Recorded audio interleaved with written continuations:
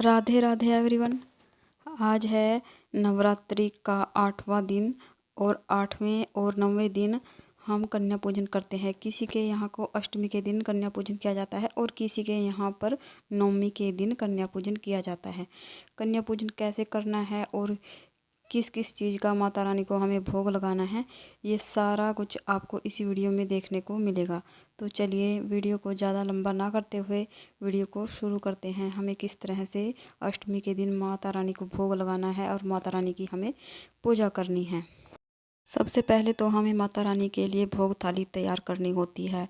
काले चने, हलवा, पूरियों का भोग अष्टमी के दिन माता रानी को ज़रूर लगाना चाहिए। तो चलिए भोग तैयार कर लेते हैं। तो सबसे पहले तो चलिए अभी किचन में चलते हैं। तो सबसे पहले मैंने कढ़ाई में घी डाल दिया है और हमें पूरियाँ तैयार करनी हैं। देसी घी में हमें सभी चीज़ें बनाकर तैयार करनी हैं, क्योंकि माता रानी को तेल का भोग नहीं लगाते। और हमें देसी घी में सारी पूरियाँ, प्रसाद, हलवा जो भी आप बना रहे हैं, काले चने की सब्ज़ी, तो हमें देसी घी या रिफाइंड में बनाकर तैयार करनी है। अगर आपके पास देसी घी नहीं है तो आप रिफाइंड में या फिर डालडा घी में भी इसको बनाकर तैयार कर सकते हैं। तो उसके बाद मैंने पूरियाँ बनाने के बाद मैंने पैन में सूजी डाल लिया। सूजी को अच्छे से भूनकर हम हलवा तैयार करेंगे, माता रानी को भोग प्रसाद लगाएंगे। अगर हम सूजी के हलवे में थोड़े से काले चने डाल दें तो हलवे का टेस्ट भी बदल जाएगा और माता रानी इसको बहुत ही ज़्यादा पसंद करती हैं। माता रानी को हलवे में काले चने का प्रसाद बहुत ही प्रिय है। तो मैं अक्सर जब भी अष्टमी के दिन कन्या को भोग लगाती हूँ तो इस तरह से भोग में काले चने डालकर ज़रूर बनाती हूँ। तभी मैं अष्टमी के दिन माता रानी और कन्याओं को भोग लगाती हूँ। लीजिए हमारी थाली तैयार हो चुकी है। काले चने वाला हलवा तैयार हो चुका है माता रानी को भोग लगाने के लिए। इस तरह से मैंने अपनी थाली तैयार कर ली है। सबसे पहले तो मैं माता रानी को भोग लगाऊंगी, उसके बाद मैं कन्याओं को बुलाकर कन्याओं को जिमाऊंगी। तो सबसे पहले मैं आप लोगों के साथ पूजा विधि शेयर कर देती हूँ। तो सबसे पहले तो हमें रोजाने की तरह ऐसे ही भाव स्वरूप सभी को स्नान कराना है, जल की छींटे देकर। और इस तरह से मैंने दिया लगा लिया है। शुद्ध देसी घी का हमें दिया लगाना है।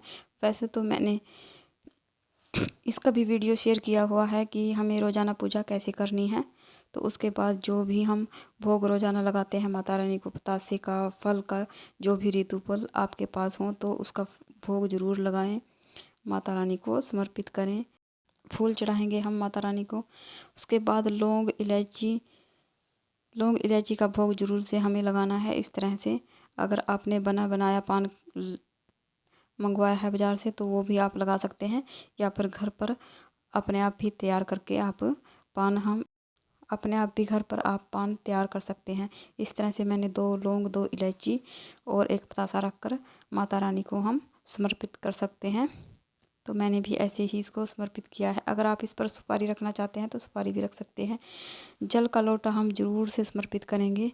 माता रानी को दिखाकर मैंने थोड़ा इसको साइड में रख दिया है। लौंग इलायची का भोग हमें ज़रूर से समर्पित करना है, क्योंकि मेरी चौकी पर जगह थोड़ी कम है तो मैं कुछ चीज़ें माता रानी को दिखाकर नीचे रख देती हूँ। नीचे पर भी मैंने आसन थोड़ा बड़ा बनाया हुआ है। तो इस तरह से चौकी मैंने थोड़ी ऊंचाई पर रखी हुई है। और लीजिए अभी हम हलवे पूरी का भोग लगाएंगे। और इस तरह से गाय के गोबर के उपले की हमें अंगार बनाकर उस पर होम लगानी है। कहते हैं कि अग्नि द्वारा भोग सीधा देवी देवताओं को जाता है। जो भी हमने हलवा पूरी का भोग बनाया है, इसको हम सभी भोग को हम इस अग्नि में रखेंगे। पतासा और 2 लौंग के जोड़े ज़रूर से हमें इसमें समर्पित करने हैं। थोड़ा सा इसमें कपूर डाल देंगे ताकि अग्नि जलती रहे और हमारा भोग सीधा देवी देवताओं के पास चला जाए। माता रानी के पास भोग पहुंचेगा तो हमारी प्रार्थना भी माता रानी जल्दी ही सुनेंगे। इस तरह से भोग मैंने रोज़ाना लगाया है अंगारी पर। इसका वीडियो भी मैंने अपलोड किया हुआ है। और इस तरह से 2 बार 2 लौंग के जोड़े मैंने इसमें डाल दिए हैं। ये छोटा सा एक हवन हो जाता है नवरात्रों में, हमारा खुद का हवन। और उसके बाद हम माता रानी से हाथ जोड़कर प्रार्थना करेंगे और पूजा में रही कमियों के लिए समय याचना करेंगे। हमसे कोई भूल चूक ना हुई हो और जो भी अपनी मनोकामना की पूर्ति के लिए हम माता रानी से प्रार्थना करेंगे। पंचमेवे का भोग हम समर्पित करेंगे माता रानी को। इस तरह से हमारी पूजा संपन्न हुई। हाथ जोड़कर जो भी भोग प्रसाद है ये हम कन्याओं में बांट देंगे। अगर आपके पास गाय है तो आप इसको गाय को भी खिला सकते हैं। वैसे तो कन्याओं में बांट दे। गाय को भी इस दिन भोग लगाना बहुत ही ज़रूरी है। वैसे तो गाय को रोज़ाना रोटी खिलाना बहुत ही शुभ माना जाता है। इससे धन धान्य में कोई भी कमी नहीं आती। जो भी आपने दक्षिणा रखी है, दक्षिणा आपको एक दिन रखनी है और माता रानी का श्रृंगार भी आपको एक दिन रखना है, चाहे आप नवरात्रि में कभी भी रख सकते हैं। तो इस तरह से जो भी आपने दक्षिणा रखी है वह कन्याओं में बांट दें और ये भोग प्रसाद भी सभी को आप कन्याओं में बांट दें। कलश को अगर आप कलश को अभी उठाना चाहते हैं, किसी किसी के यहाँ पर ये नारियल तोड़कर कन्याओं में प्रसाद के रूप में बांट दिया जाता है और किसी के यहाँ पर यह पूरे 10 दिन के लिए रखा जाता है। नवरात्रि ख़त्म होने के बाद इसको प्रसाद के रूप में बांट कर खा लिया जाता है और कहीं कहीं पर इसको जल में भी प्रवाहित किया जाता है। जैसा भी आपके यहाँ पर होता है वैसा कीजिए। तो चलिए अभी कर लेते हैं कन्या पूजन। तो मेरे घर पर कन्या आ चुकी हैं। मैंने कन्याओं के इस तरह से पाँव धोए और उसके बाद मैंने कन्याओं को इनके हाथ पर मैंने मोली बांधी और तिलक लगाया। उसके बाद मैंने कन्याओं को भोग प्रसाद बनाकर जो भी मेरे घर पर बना था कन्याओं का पूजन किया। उसके बाद मैंने भोग प्रसाद कन्याओं को बांट दिया। हमारे यहाँ पर ऐसे ही कन्या पूजन किया जाता है। बेटे ने भी मेरी बीच बीच में मदद की क्योंकि काफ़ी सारी कन्याएं हमारे घर पर आ चुकी थी और एक लड़के को ज़रूर से जिमाना चाहिए जो भैरवनाथ जी होते हैं। इस तरह से हमारे यहाँ पर कन्या पूजन किया जाता है। तो अब की बार मैंने सिर्फ दक्षिणा दी है कन्याओं को, अलग से कुछ सामान नहीं मंगवाया।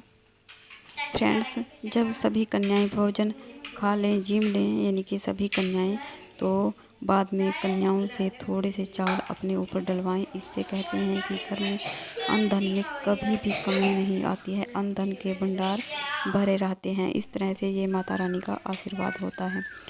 तो फ्रेंड्स, आपको कैसी लगा मेरा यह वीडियो? अगर वीडियो ज़रा भी अच्छा लगे तो वीडियो को लाइक करें, शेयर करें। अगर आप मेरे चैनल पर नए हैं तो चैनल को सब्सक्राइब ज़रूर कर लें। तो फिर मिलते हैं एक और नई वीडियो में एक और नए ब्लॉग के साथ। तब तक के लिए धन्यवाद। सारे